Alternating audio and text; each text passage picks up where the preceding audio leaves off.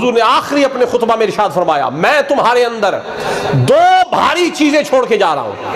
और उनका नाम क्या रखा हुजूर ने? सकलैन।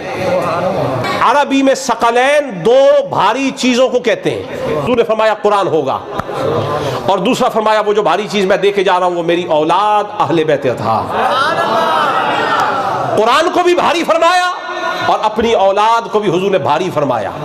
हुजूर ने इन दोनों को भारी इसलिए फरमाया है कि एक तो कुरान को थामे रखना बड़ा दुश्वार काम है, हर एक की इस्तिताअत नहीं। अल्लाह ने इस कुरान को पहाड़ों पर नाजिल करना चाहा, इनकार कर दिया। अल्लाह ने कायनात के मजबूत अजसाम पर नाजिल करना चाहा, हर शय ने इनकार कर दिया। मौला तेरे कलाम को हम नहीं थाम सकते। और फिर जब नाजिल होने की बारी आई तो सीना मुस्तफा हाजिर हुआ। मालूम हुआ कुरान शिकल वाली चीज है, भारी चीज है, हर एक इसको थाम नहीं सकता।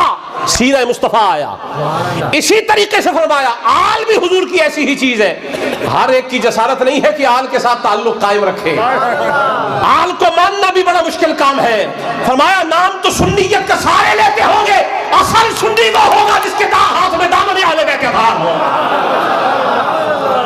अहले बैत के साथ रहना और अपनी सुन्नियत को बचाए रखना बड़ा मुश्किल काम है।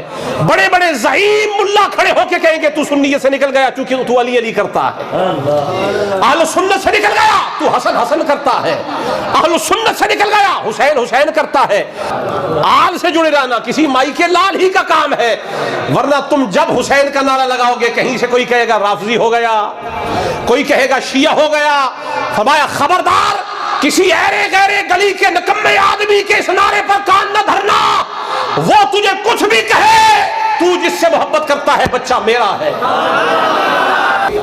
तो रात में अगर इनहिराफ अगर उन्होंने कर दिया, तहरीफ कर दी, रद्द बदल और तगय्युर कर दिया, उस पर जमानत नहीं थी। इंजील में हुआ जमानत नहीं थी, जबूर में हुआ जमानत नहीं थी, लेकिन मेरे ऊपर वो कुरान नाजिल हुआ है कि रब ने खुद फरमाया इन्ना नहनु नज़्ज़लना ज़िक्र व इन्ना लहु लहाफ़िज़ून।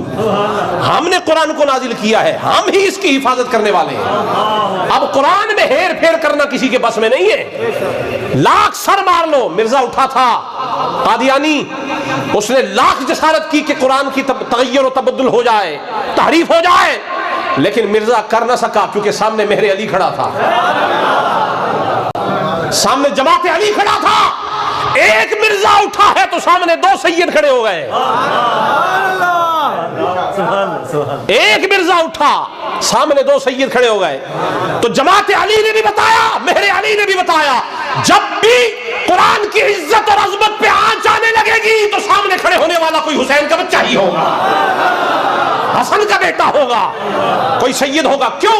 फरमाया इन दोनों को मुस्तफा ने उम्मत के हवाले किया है। कुरान के लिए अल्लाह ने जिम्मेदारी ली है कि इन्ना नहनु नज़्ज़लना ज़िक्र व इन्ना लहु लहाफ़िज़ून। हमने कुरान को नाजिल किया, हम ही इसकी हिफाजत करने वाले हैं। मेरी आल और कुरान दोनों आपस में जुदा नहीं होंगे। जहां कुरान होगा वहां आल होगी। और अगर कोई बदखा मेरी आल को कुरान से जुदा करना भी चाहेगा, हसन न रहेंगे तो क्या हुआ, हुसैन आ जाएंगे। हुसैन न रहे तो क्या हुआ, ज़ैनुल आबिदीन आ जाएंगे।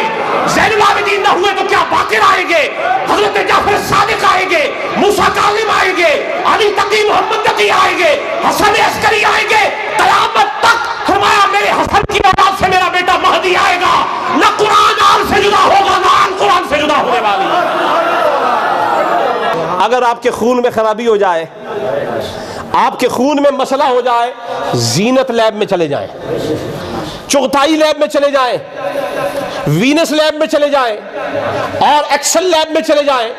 हजारों लैब बनी हुई है, किसी लैब में जाओ अपना खून चेक करवा लो। लेकिन अगर किसी का अकीदा खराब हो जाए तो चुगताई और जीनत में जाने की जरूरत नहीं है, हुसैन की लैब में आओ। कैसे मालूम होगा कि किसी का अकीदा खराब है? जब से 61 हिजरी में करबला हुई है, उसके बाद अकीदे के परखने का एक ही मायार है, हुसैन का नाम लो, चेहरे के हालात देखते जाओ। अगर सलामत रहे तो हुसैनी है, बिगड़ जाए तो यजीदी है।